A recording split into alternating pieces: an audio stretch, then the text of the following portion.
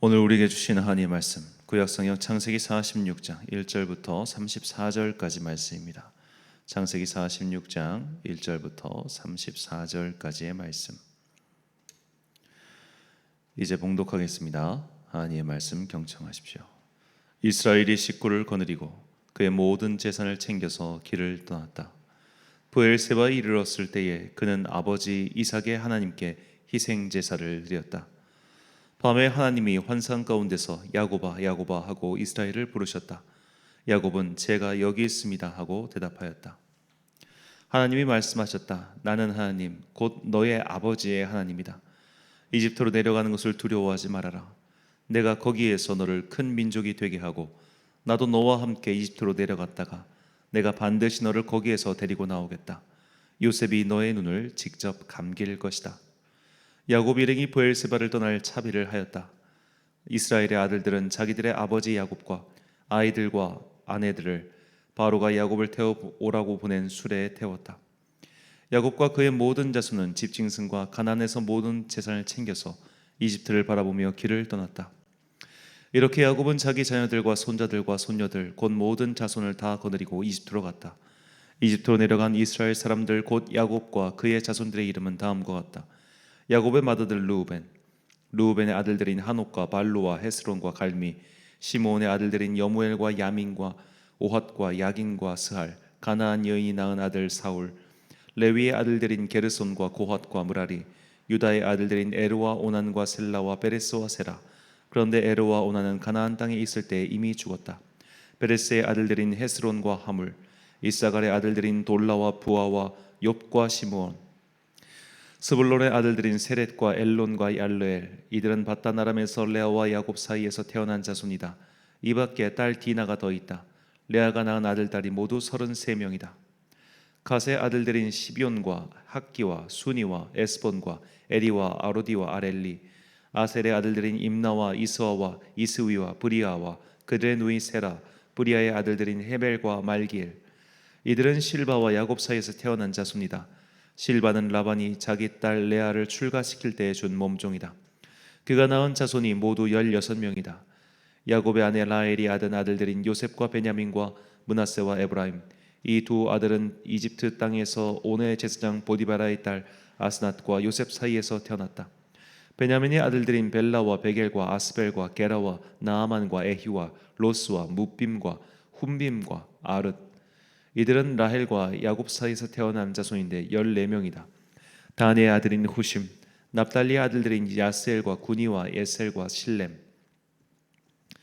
이들은 빌하와 야곱 사이에서 태어난 자손이다. 빌하는 라반이 자기의 딸 라헬을 출가시킬 때에 준 몸종이다. 그가 낳은 자손은 모두 7명이다. 야곱과 함께 이집트로 들어간 사람들은 며느리를 뺀 그 직계 자손이 모두 66명이다. 이집트에서 요셉이 낳은 아들 둘까지 합하면 야곱의 집안 식구는 모두 70명이다. 이스라엘이 유다를 자기보다 앞세워서 요셉에게로 보내어 야곱 일행이 고센으로 간다는 것을 알리게 하였다. 일행이 고센 땅에 이르렀을 때에 요셉이 자기 아버지 이스라엘을 맞으려고 병거를 갖추어서 고센으로 갔다. 요셉이 아버지 이스라엘을 보고서 목을 껴안고 한참 울다가는 다시 꼭 껴안았다. 이스라엘이 요셉에게 말하였다. 나는 이제 죽어도 여한이 없다. 내가 너의 얼굴을 보다니 내가 여태까지 살아 있었구나. 요셉이 자기의 형들과 아버지의 집안 식구들에게 말하였다. 제가 이제 돌아가서 바로께 이렇게 말씀드리겠습니다. 가나안 땅에 살던 저희 형제들과 아버지의 집안이 저를 만나 보려고 왔습니다. 그들은 본래부터 목자이고 집짐승을 기르는 사람들인데 그들이 가지고 있는 양과 소와 모든 재산을 챙겨서 이리로 왔습니다. 이렇게 말씀을 드려둘 터이니 바로께서 형님들을 부르셔서 그대들의 생업이 무엇이오 하고 물으시거든 종들은 어렸을 때부터 줄곧 집짐승을 길러온 사람들입니다. 우리와 우리 조상들이 다 그러합니다 하고 대답하셔야 합니다. 그래야 형님들이 고센 땅에 정착하실 수 있습니다. 이집트 사람은 목자라고 하면 생각할 것도 없이 꺼리기 때문에 가까이 하지 않습니다. 아멘. 끝까지 너를 책임진다 라는 제목으로 하나님의 말씀 선포하겠습니다. 백문이 불여일견이란 말이 있습니다. 아무리 말로 들어도 문서로 남겨도 돈으로 한번 보는 것, 눈으로 한번 보는 것만 못한 법이죠. 그래서 몇 억을 줄게 라는 말보다 눈앞에 돈다발을 건네주면 사람은 그 유혹을 거절하기 힘든 법입니다. 우리가 눈으로 볼 수 있다는 것은 그야말로 현실이며 또한 실체이기 때문이죠. 하나님께서는 아브라함에게 위대한 약속을 해주셨습니다. 그러나 아브라함은 그 위대한 약속의 편린도 보지 못했습니다. 그저 보이지 않는 그 약속을 믿었을 뿐이죠. 그래서 아브라함은 위대한 믿음의 조상이 되었습니다. 아브라함의 믿음을 약속을 물려받은 이삭 또한 그의 현실은 아들 둘뿐이었죠. 그리고 하나님께서는 믿음의 3대 손인 야곱에게 다시 언약을 해주셨습니다. 그런데 할아버지 아브라함이나 아버지 이삭과 달리 야곱은 의심이 많은 성격이었습니다. 그가 살아온 세월 탓이었는지도 모릅니다. 그는 20년 동안 자신을 속이고 또 속인 라반 덕에 성격이 묘하게 변해버리고 말았습니다. 눈에 보이는 증거를 찾았고 자신이 만질 수 있는 것에 더 마음을 쏟았습니다. 그래서 야복 나루터에서 야곱의 기도가 그토록 격렬했던 것이죠. 그는 육체의 혹사를 개의치 않았습니다. 오히려 그런 혹사로 인해 더욱 하나님을 믿을 수 있었던 사람입니다. 마치 바울의 표현처럼 그 안에 예수의 흔적을 새기듯이 뚜렷한 증거가 있을 때 믿음이 흔들리지 않았던 사람입니다. 바꿔 말하면 기적을 봐야 믿을 수 있고 손으로 만져서 실증 가능해야 확신하는, 마치 예수님의 제자 도마와 같은 이가 야곱이었습니다. 하나님께서는 이런 야곱을 너무나 잘 알고 계셨습니다. 그리고 이런 야곱의 특성을 나무라지 않으시고 그에게 맞춰서 그의 눈높이에 맞게 말씀하십니다. 야곱은 요셉이 살아있다는 소식을 듣고 또 야곱의 가족들이 살 수 있는 곳을 마련했다는 것을 들은 후 이집트 땅으로 이주를 시작합니다. 모두 70명의 대가족이었습니다. 이것은 어디까지나 야곱의 직계 가족 숫자만 70명이었다는 겁니다. 이보다 직계 가족이 비할 수 없이 적었던 아브라함이나 이삭도 수백 명의 사람들을 거느린 대족장이었죠. 그러니 야곱 또한 실제로는 수백 명 또는 거의 1000단위의 대이동이 있었을 것이라 짐작하는 것이 맞습니다. 어차피 기근이 심해서 지금 자기들이 살고 있는 땅에서는 더 이상 목축을 할 수 없었기에 이집트로 이주한 것 또한 현명한 선택이었죠. 그의 할아버지 아브라함도 그래서 이집트로 이주한 적이 있었습니다. 하지만 아브라함과 야곱은 상황이 다르죠. 일단 당시 아브라함은 터전이 없었습니다. 그러니 좀 더 편한 마음으로 이집트로 내려갈 수 있었죠. 그러나 야곱은 그렇지 않았습니다. 이미 수십 년의 시간 동안 이미 가나안 땅에서 터전을 잡고 살고 있었습니다.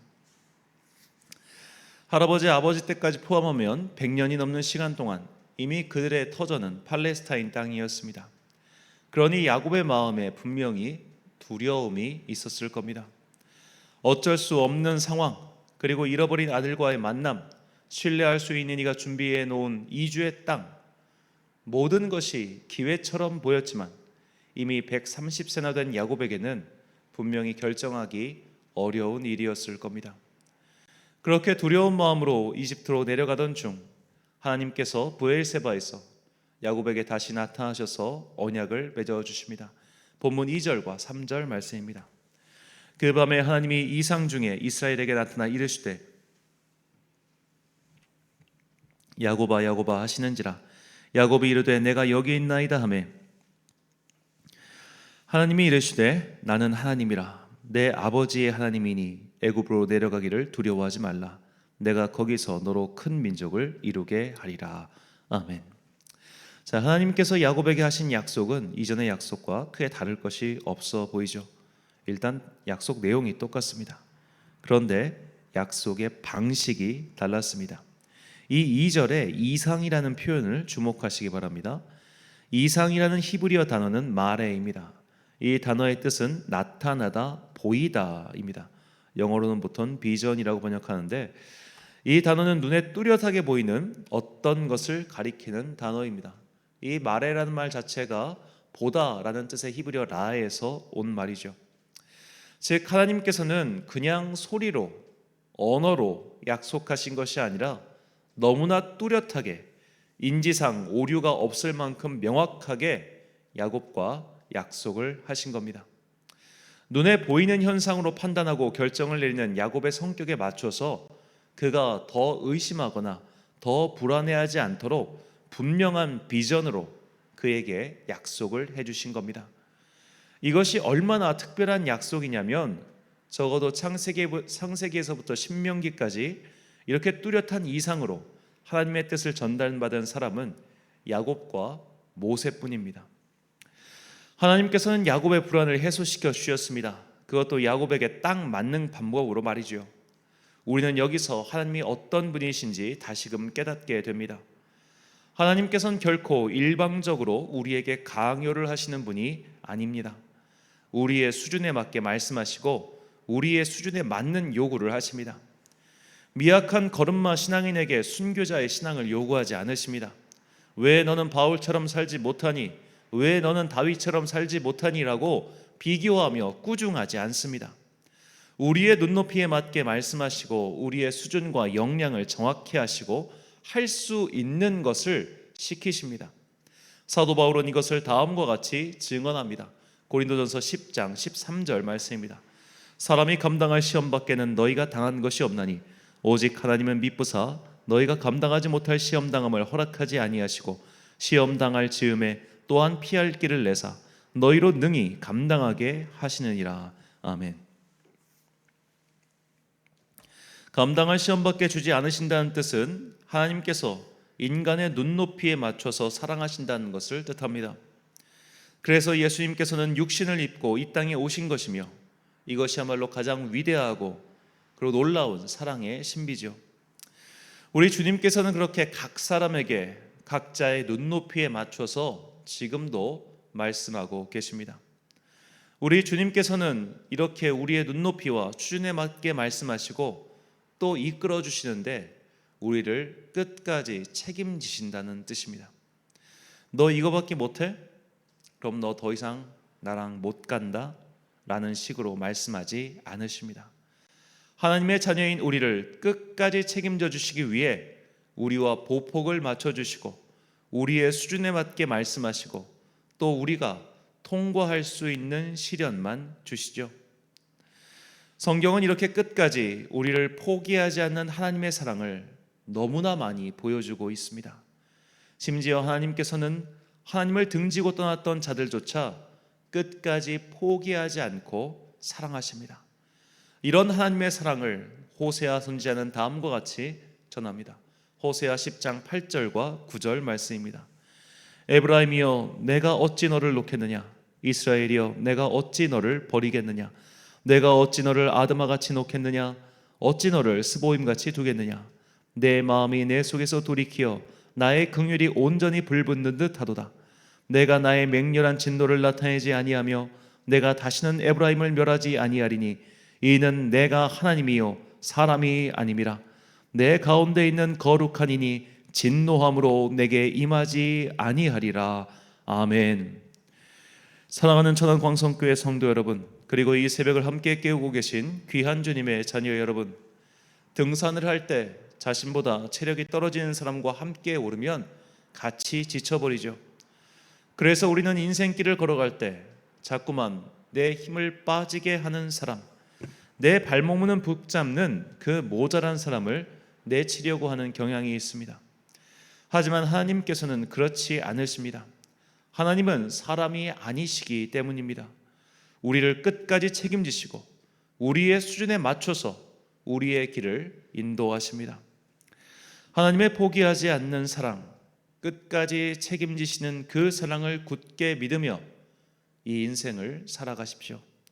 나는 혼자야 아무도 나를 사랑하지 않아 라고 생각이 드는 순간에도 하나님의 사랑을 의심하거나 그분께 등을 돌리지 마십시오. 우리를 끝까지 책임지시는 그 사랑을 믿으며 오늘도 내 앞에 놓인 이 믿음의 길 끝까지 잘 감당하고 걸어가는 주의 자녀들이 되시길 예수님의 이름으로 축원합니다. 기도하겠습니다. 사랑과 풍성하신 아버지 하나님, 지금 바깥에는 또 가을의 비가 내리고 있습니다. 이 비가 그치고 나면 날씨가 다시 쌀쌀해진다고 이야기합니다. 연로하신 분부터 또 일상생활하고 있는 우리 모든 성도들 주님께서 눈동자와 같이 지켜주시고 그들이 이 가을에 이 환절기에 건강이 상하지 아니하도록 주님께서 항상 따뜻한 성령의 옷을 입혀 주옵소서. 이처럼 주님께서는 이렇게 약하고 미천한 우리에게 언제나 변함없는 사랑을 베풀고 계심을 믿습니다.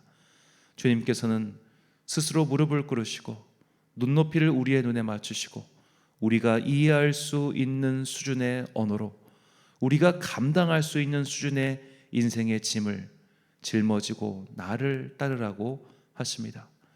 우리가 지치고 고나여 넘어질 때면 주님께서는 다가와서 우리에게 손을 내미시고 우리의 손과 발목에 힘을 주사 또 나에게 주어진 인생 십자가를 짊어질 수 있도록 도와주시니 참으로 감사합니다. 이 하나님의 사랑, 포기하지 않는 사랑, 끝까지 책임지는 사랑, 우리의 눈높이에 맞추는 그 사랑을 이제 내가 굳건히 믿고 그 사랑에 의지하여 살아가는 당신의 자녀 되게 하여 주옵소서. 이 새벽 각자의 자리에서 기도하는 모든 성도들에게 이 사랑을 깨닫게 되는 그 큰 은혜가 임하길 간절히 소망하오며, 이 모든 말씀 우리를 사랑하시기 위해 인간의 육신을 입으시고 이 땅에 오신 예수 그리스도의 이름으로 기도드립니다. 아멘. 오늘의 기도 제목입니다. 하나님은 우리 수준에 맞게 말씀하시고 인도하십니다. 지금 내가 겪는 일들 중 내 힘으로 감당하기 어렵다고 느끼는 것들은 무엇입니까? 내게 그 일을 허락하신 하나님의 뜻을 깨닫게 해달라고 기도하십시오. 오늘 말씀을 통해 주신 기도의 제목 가지고 묵상과 기도에 힘쓴 하루 되시길 바랍니다. 기도하겠습니다.